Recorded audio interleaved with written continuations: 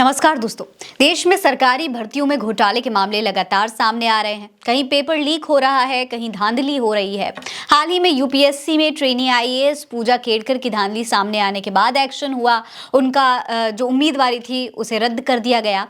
लेकिन अब भारतीय जनता पार्टी की सरकार की अग्निवीर योजना में भी घोटाले के पत्ते खुलने लगे हैं। दोस्तों, आपको याद होगा राहुल गांधी ने पहले ही ये बात कही थी कि अग्निवीर योजना भारतीय सेना और देश की रक्षा करने का सपना देखने वाले बहादुर युवाओं का अपमान है।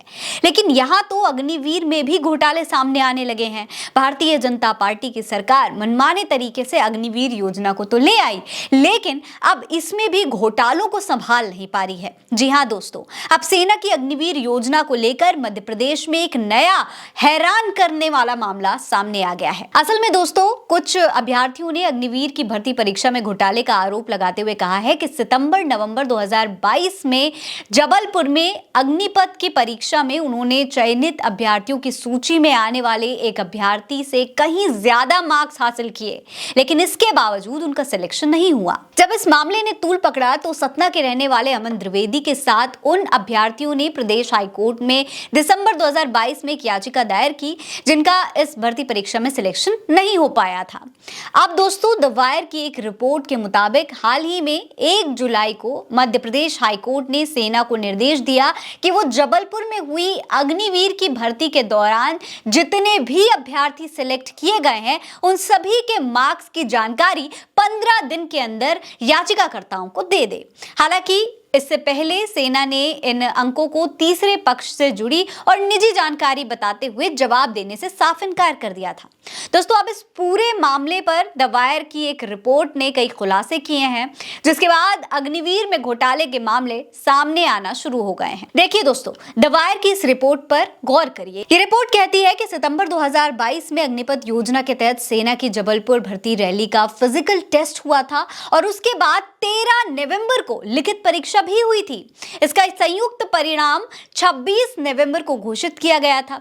जब कई अभ्यर्थियों को इस परिणाम पर शक हुआ तो वो मध्य प्रदेश उच्च न्यायालय गए और साथ ही सेना के सामने ये जानने के लिए आरटीआई याचिका भी दायर की कि उनके कितने मार्क्स आए हैं, कट ऑफ कितना था और बाकी अभ्यर्थियों के कितने मार्क्स आए हैं। ये सभी याचिकाकर्ता रीवा की बहादुर फिजिकल एकेडमी में सेना भर्ती की तैयारी कर रहे थे। इस एकेडमी का संचालन भूतपूर्व सैनिक लाल बहादुर गौतम करते हैं दोस्तों। फिर दोस्तों, एक आरटीआई रिपोर्ट में जवाब आया जिसके मुताबिक नीतीश कुमार तिवारी, जिनका रोल नंबर 140241, इनको शारीरिक परीक्षा में 88 मार्क्स मिले थे, लिखित परीक्षा में 71 मार्क्स मिले थे और कुल मिलाकर जो इनके मार्क्स थे वो 159 नंबर थे। दोस्तों, नीतीश कुमार का नाम नवंबर में घोषित हुई परीक्षा परिणाम के चयनित अभ्यर्थियों की लिस्ट में शामिल था। देखिए, ये वो लिस्ट है, इसमें नीतीश कुमार तिवारी का नाम आप साफ तौर पर देख सकते हैं। लेकिन दोस्तों, आरटीआई के इस जवाब ने सभी अभ्यर्थियों को हैरान कर दिया, क्योंकि सेना के एक और अभ्यर्थी की जो आरटीआई रिपोर्ट थी उसमें पहले ही ये जवाब आया था, ये बताया गया था कि चयनित छात्रों का जो कट ऑफ है वो 169 है। यानी कि कहीं ना कहीं एक बहुत बड़ा डिफरेंस था नीतीश के मार्क्स में और जो असल कट ऑफ है उस मार्क्स में। जबकि नीतीश ने द वायर हिंदी की एक रिपोर्ट में कहा था कि नवंबर 2022 में परिणाम आने के 1 महीना भर बाद और ज्वाइनिंग से 1 दिन पहले हुए मेडिकल टेस्ट में वो फेल हो गए थे और सेना में भर्ती नहीं हो पाए थे। पर दोस्तों, इससे भी बड़ी हैरान होने वाली बात यह है कि मेडिकल के आधार पर बाहर किए जाने के लगभग 1.5 महीने बाद 16 फरवरी 2023 को नीतीश को आरटीआई के जवाब में सेना भर्ती मुख्यालय ने उनके अंकों की जानकारी देते हुए बताया कि वो तो पास हो गए हैं, लेकिन मेरिट में नहीं आए हैं। जबकि सेना का खुद का जो परिणाम है वो बताता है कि उनका रोल नंबर मेरिट लिस्ट में था। दोस्तों, सेना की वेबसाइट पर जो परीक्षा परिणाम दिए गए हैं उन पर अगर गौर करेंगे तो नीतीश कुमार का नाम आज भी सिलेक्टेड कैंडिडेट्स की लिस्ट में शामिल है। यानी सबसे बड़ा घोटाला तो यहीं पर साबित हो जाता है। अब सोचिए दोस्तों, कई छात्रों के 160 से 167 के बीच में नंबर आए, लेकिन इनमें से किसी का नाम सिलेक्ट नहीं हुआ, अभ्यर्थियों की लिस्ट में किसी का भी नाम नहीं है। तो फिर 159 नंबर लाने वाले नीतीश का रोल नंबर कैसे आ गया? क्या ये घोटाला नहीं है? दोस्तों रिपोर्ट्स के मुताबिक ऐसे कई बच्चे हैं जिनके नंबर नीतीश से काफी ज्यादा हैं। देखिए, सुजीत कुमार रावत के 160.5 नंबर हैं, विकास सिंह के 163 मार्क्स हैं, अभिषेक वर्मा के 165.5 मार्क्स हैं, सचिन सिंह के 166.5 मार्क्स हैं और सौरभ सिंह के 167 मार्क्स हैं।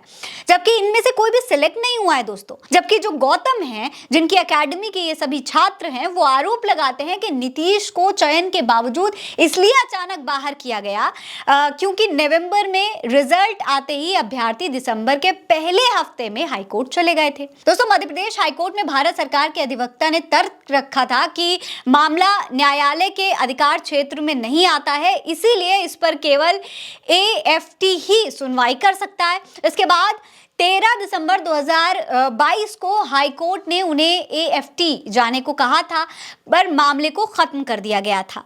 AFT जाने पर याचिकाकर्ताओं से कहा गया था कि चूंकि याचिकाकर्ता सेना का हिस्सा नहीं है, इसलिए इस संबंध में सुनवाई का अधिकार AFT को नहीं है।